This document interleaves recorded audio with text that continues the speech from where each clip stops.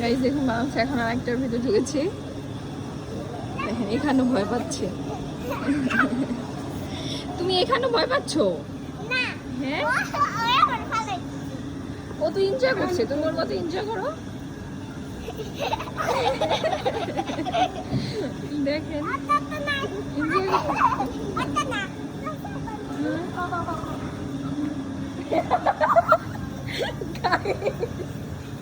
আসলে কি বলবো, এরকম হাতি এখানে যদি বসে তাহলে কিভাবে হবে বলেন।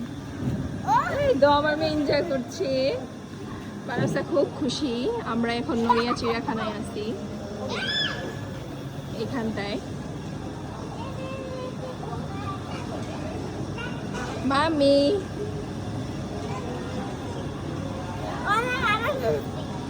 এখন বারাসা নেমে যাবে।